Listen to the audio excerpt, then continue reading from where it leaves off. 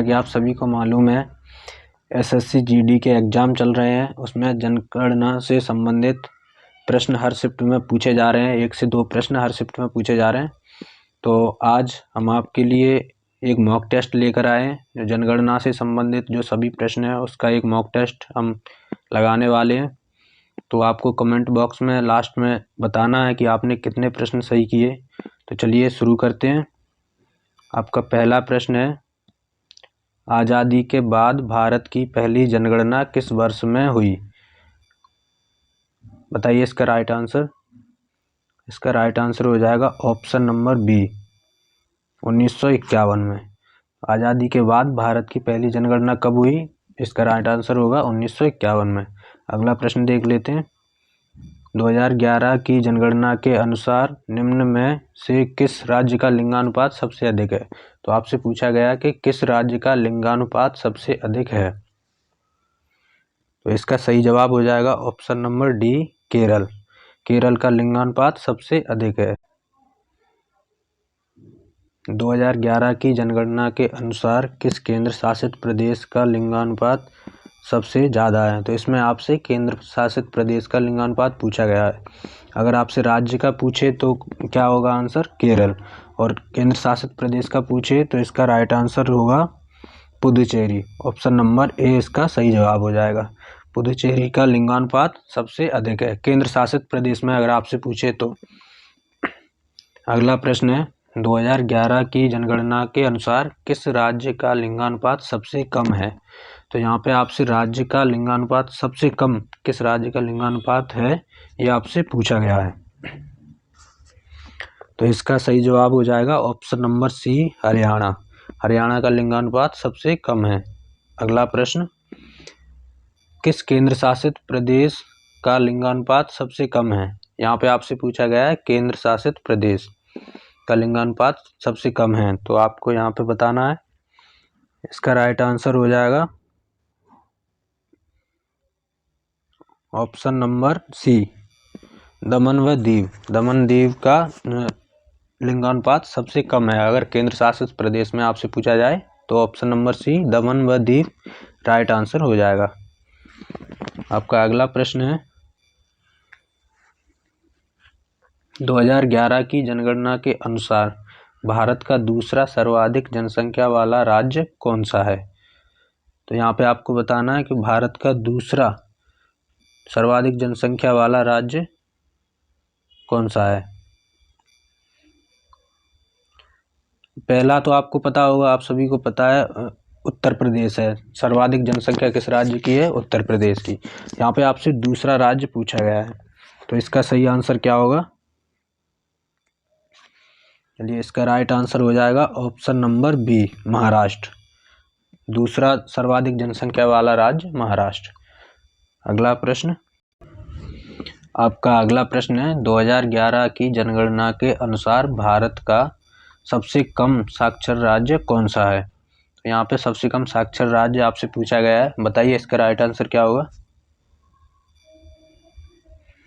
इसका right answer होगा option number C, Bihar. Bihar सबसे कम साक्षर राज्य है 2011 की जनगणना के अनुसार। अगला प्रश्न, भारत में सबसे घनी आबादी वाला राज्य कौन सा है? तो बताइए इसका राइट आंसर। इसका राइट आंसर हो जाएगा बिहार, यानी कि ऑप्शन नंबर बी इसका सही आंसर हो जाएगा। बिहार सबसे घनी आबादी वाला राज्य है। अगला प्रश्न, भारत का सर्वाधिक जनसंख्या वाला केंद्र शासित प्रदेश कौन सा है? तो यहाँ पे आपसे केंद्र शासित प्रदेश पूछा गया है। सर्वाधिक जनसंख्या वाला केंद्र शासित प्रदेश क्या हो जाएगा? दिल्ली, यानी कि ऑप्शन नंबर ए इसका सही जवाब हो जाएगा। अगला प्रश्न, भारत की जनसंख्या में ऋणात्मक वृद्धि दर किस दशक में दर्ज की गई? तो आपके ऑप्शन है 1911 से 1921, 1921 से 1931। इनमें से कौन सा सही जवाब होगा बताइए। चलिए इसका राइट आंसर हो जाएगा 1911 से 1921। ऑप्शन नंबर ए इसका सही जवाब हो जाएगा, जिसमें ऋणात्मक जनसंख्या वृद्धि दर दर्ज की गई थी। अगला प्रश्न है, स्त्री साक्षरता की दृष्टि से भारत का दूसरा राज्य कौन सा है?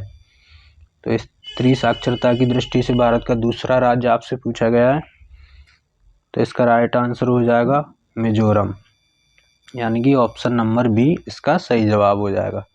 अगला प्रश्न, भारत के किस राज्य में अनुसूचित जनजाति की जनसंख्या सर्वाधिक है? तो बताइए इसका सही जवाब क्या हो जाएगा। इसका सही जवाब हो जाएगा मध्य प्रदेश, यानी कि ऑप्शन नंबर सी इसका सही जवाब हो जाएगा। मध्य प्रदेश में अनुसूचित जनजाति यानी कि एसटी की जनसंख्या सर्वाधिक है। अगला प्रश्न, सबसे कम जनसंख्या वाला राज्य कौन सा है? यहाँ पे आपसे सबसे कम जनसंख्या वाला राज्य पूछा गया है, तो इसका सही जवाब क्या हो जाएगा। ऑप्शन नंबर डी सिक्किम इसका सही जवाब हो जाएगा। भारत में पहली बार जनगणना किस वर्ष में हुई थी? तो इसका राइट आंसर क्या हो जाएगा बताइए। इसका सही जवाब हो जाएगा ऑप्शन नंबर डी 1872 में। 1872 में। और अगर आपसे पूछे कि किसके समय में हुई थी, तो इसका सही जवाब होगा लॉर्ड मेयो के समय में। लॉर्ड मेयो के समय में हुई थी 1872 में। अगला प्रश्न, भारत में पहली बार जनगणना किसके समय में हुई? ये लीजिए, यह क्वेश्चन आ गया जो अभी मैंने बताया, लॉर्ड मेयो के समय में। ऑप्शन नंबर ए इसका सही जवाब हो जाएगा। पहली बार जनगणना लॉर्ड मेयो के समय में हुई थी। अगला प्रश्न, 2011 की जनगणना के अनुसार भारत की कुल जनसंख्या कितनी है? तो बताइए इसका राइट आंसर क्या हो जाएगा। चलिए, इसका राइट आंसर हो जाएगा option number B 121.08 crore Bharat की जनसंख्या कुल जनसंख्या थी। अगला प्रश्न, भारत में नियमित जनगणना की शुरुआत कब और किसके द्वारा की गई? तो यहाँ पे आपसे पूछा गया है नियमित जनगणना। अगर आपसे नियमित जनगणना पूछे तो इसका राइट आंसर क्या होगा। इसका राइट आंसर हो जाएगा 1881 में लॉर्ड रिपन के द्वारा। लॉर्ड रिपन के समय में ये 1881 में नियमित जनगणना शुरू की गई। तो आपका सही जवाब हो जाएगा ऑप्शन नंबर ए। चलिए अगला प्रश्न देख लेते हैं। सर्वाधिक लिंगानुपात वाला राज्य कौन सा है? तो यहाँ पे आपसे पूछा गया है सर्वाधिक लिंगानुपात वाला राज्य कौन सा है। ये क्वेश्चन शायद करा दिया है। इसका सही जवाब हो जाएगा ऑप्शन नंबर ए केरल। सर्वाधिक लिंगानुपात वाला राज्य 1084 महिलाएं प्रति 1000 पुरुष, ये आपको ध्यान रखना है। अगला प्रश्न, न्यूनतम लिंगानुपात वाला राज्य कौन सा है? तो बताइए इसका राइट आंसर क्या हो जाएगा।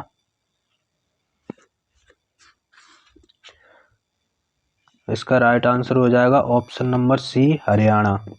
हरियाणा सबसे न्यूनतम लिंगानुपात। जनसंख्या दिवस कब मनाया जाता है? तो इसका सही जवाब क्या हो जाएगा बताइए। चलिए, इसका सही जवाब हो जाएगा ऑप्शन नंबर बी 11 जुलाई। 11 जुलाई को जनसंख्या दिवस मनाया जाता है। तो ऐसे ही प्रश्न पूछे जा रहे हैं जो कि बहुत सिंपल प्रश्न पूछे जा रहे हैं, कोई ज़्यादा टफ प्रश्न नहीं पूछे जा रहे हैं। तो चलिए, ये रहा आज का हमारा मॉक टेस्ट जो कि जनगणना से संबंधित था। तो बताइए कमेंट बॉक्स में कि आपने कितने प्रश्न सही किए हैं। हम ऐसे ही महत्वपूर्ण टॉपिक्स पर वीडियो लाते रहेंगे जो कि एसएससी जीडी में पूछे जा रहे हैं। वो सभी महत्वपूर्ण टॉपिक पर आगे वीडियो मैं लाता रहूँगा। तो चैनल को सब्सक्राइब कर लीजिए और सभी दोस्तों में शेयर कर दीजिए। इससे आपको पता चल जाएगा कि आपकी तैयारी कैसी है। बिल्कुल सिंपल प्रश्न आ रहे हैं, ज़्यादा हार्ड क्वेश्चन नहीं आ रहे हैं। तो चलिए मिलते हैं अगली वीडियो में। धन्यवाद।